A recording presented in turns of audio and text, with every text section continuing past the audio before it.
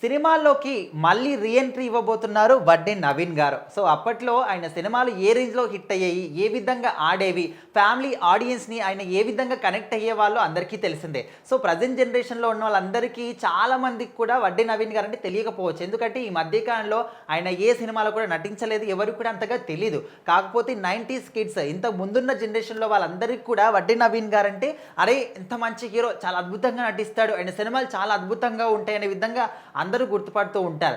పెళ్లి సినిమా కావచ్చు, మా ఆవిడ మీద ఒట్టు, మీ ఆవిడ చాలా మంచిది. సో ఇలాంటి సినిమాలు చాలా ఎమోషనల్ సినిమాలు. ఒక ప్రేమ అంటే ఒక బ్యూటిఫుల్ బాయ్గా ఈయన అప్పట్లో పేరు తెచ్చుకున్నాడు అనమాట. అంటే చాలా యాక్టివ్గా ఉంటూ ప్రతి ఒక్క సినిమాలో కూడా ఫ్యామిలీ ఆడియన్స్ని ఇంప్రెస్ చేసే విధంగా, ముఖ్యంగా యూత్లో ప్రేమ అనేది అప్పట్లో ఒక మధురమైన అనుభవం. ఇప్పుడు అనేది ఒక డైలీ రొటీన్ లైఫ్లో ఒక భాగంగా ప్రేమ అనేది మారిపోయిందని ఒక అలవాటుగా చేస్తున్నారు తప్ప, అప్పట్లో లవ్ అనేది ఒక సింబాలిక్గా ఎంతో అద్భుతంగా ఉండేది. ఒక ఫీలింగ్లా అందరూ చూసేవాళ్ళు. సో అలాంటి క్రమంలో ఈయన యూత్ని అందరినీ కూడా అట్రాక్ట్ చేయడం కావచ్చు, దట్టు ఫ్యామిలీ ఆడియన్స్ని కూడా అట్రాక్ట్ చేయడానికి ఫ్యామిలీ సినిమాలు కావచ్చు, ఇలా చాలా అద్భుతమైనటువంటి సినిమాలు చేశారు. సో అప్పట్లో మంచి మంచి సినిమాలు వచ్చాయి, మంచి ఆఫర్లు వచ్చాయి, ఓకే బాగానే ఉంది. సో ఆ తర్వాత కొద్ది కాలం గడుస్తున్న కొద్దీ ఇంకా సినిమాలు అనేవి కంప్లీట్గా ఫ్లాప్ అవ్వడం, సో అంతా కూడా జరిగిపోయింది. ఇంకా కంప్లీట్ సినిమాలకి దూరంగా ఉన్నారు. కాకపోతే ఇక్కడ వడ్డీ నవీన్ గారు నందమూరి అల్లుడని కూడా అందరికీ తెలిసిందే.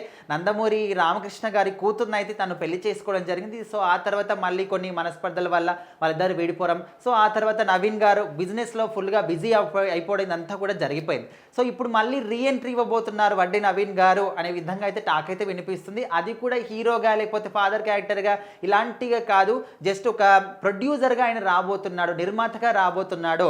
వడ్డీ నవీన్ అనే ఒక బ్యానర్ని కూడా క్రియేట్ చేసుకున్నాడు. ఆల్రెడీ రిజిస్ట్రేషన్ కూడా అయిపోయిందని కూడా వినిపిస్తుంది. మరి ఆయన సొంతంగా సినిమాలను చేస్తారా, ఆయన వారసులకే ఛాన్స్ ఇస్తారా, లేకపోతే కొత్త హీరోలకి కొత్త యాక్టర్లకి ఛాన్స్ ఇస్తారా, లేకపోతే సహ నిర్మాతగా వేరే వాళ్ళ సంస్థలకు పనిచేస్తారని దాని మీద మాత్రం క్లారిటీ లేదు. బట్ మళ్ళీ సినిమాలోకి మాత్రం రీఎంట్రీ ఇవ్వబోతున్నాడు తన సొంత బ్యానర్ మీద అనే ఒక టాక్ మాత్రం గట్టిగానే వినిపిస్తుంది. మరి చూద్దాం, ఆయన హీరోగా అప్పట్లో ఎంత మంచి సక్సెస్ చూశాడో, ఆ తర్వాత డౌన్ఫాల్ అవ్వడం, ఇప్పుడు మళ్ళీ నిర్మాతగా వచ్చిన తర్వాత ఆయన కెరీర్ ఏ విధంగా సెకండ్ కెరీర్ ఏ విధంగా స్టార్ట్ అవుతుందో డెఫినెట్